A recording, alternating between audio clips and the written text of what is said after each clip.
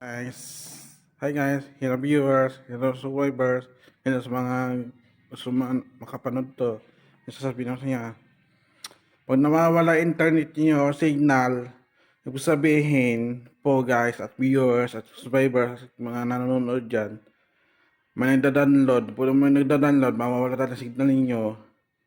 Ang advice ko kayo sa inyo, huwag na kayo mag-download para hindi mawala yung signal ninyo.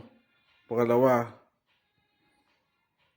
pag matigas ang ulo, kung ayaw niyo yung mag-download, pag nanonood ka ng TikTok, YouTube, at anong pinapanood mo, nanonood ka, bigla nawala.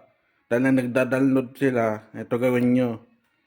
Una, sabihan ninyo na huwag sila mag-download. Pangalawa, ulit-ulitin mo mga sinasabi mo na huwag siya mag-download ng games kahit ano-ano.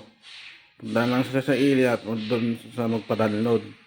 Tatlo, kung kayo pa rin matigas pa ulo, isa lang ang pwede niyong gawin para tuwing siya mag-download. Tanggalin mo saksakan ng internet ninyo, yun lang. Tapos sabihin mo, ikaw ba nang buhay ng internet? Ganun lang sabihin mo.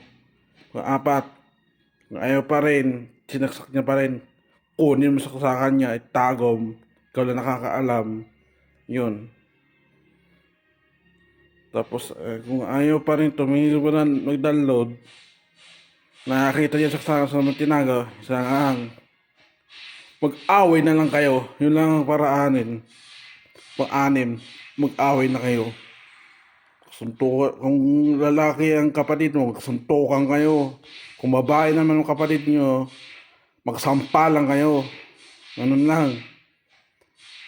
Hindi pa rin pipikto, gusto nyo pa rin ng games, barsak mo yung cellphone niya o laptop niya. Ganun lang. Kung ayaw pa na tumingin mo download, naghanap lang ng lugar na may internet, na-download pa rin siya, ayaw pa rin tumigil. Ito lang gawin yun. Huwag nyo na bayaran internet niyo. Yun lang.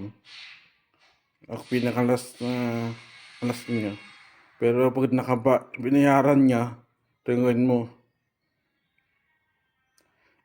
ilabas mo sa buong mundo yung sekreto niya at tinatago niya sekreto. Yun lang guys. Pag alam yung buong mundo ng sekreto niya, mahihiya siya, hindi na siya nalalabas sa kwarto niya, at hindi na siya mag-internet, matutulog na lang sa kwarto niya. Ganun. Kung wala na pa ng epekto sa advice ko sa inyo, bahala na kayo. Paano pwede nyo gawin sa kanya. Ikapatid mo yan eh. Bahala kayo. Bahala kayo. Kung ayaw tumingin mo download, bahala kayo. Kapatid nyo yan eh. Kung anak nyo yan, anak nyo. Kapag kapatid nyo. Bahala na kayo. Kung gusto nyo gawin sa buhay nyo. Bye guys. Tapos, hindi nyo yung payo ko ha. Pag hindi pa rin ko ba yung payo ko, bahala na kayo. Please like this video, subscribe to this video, comment below this video, at click the notification bell, and set to Alice to grow my subscribers. At salamat sa panonood. Kung walang mga gumana, bahala na kayo sa buhay nyo. Buhay nyo yan eh. Bye.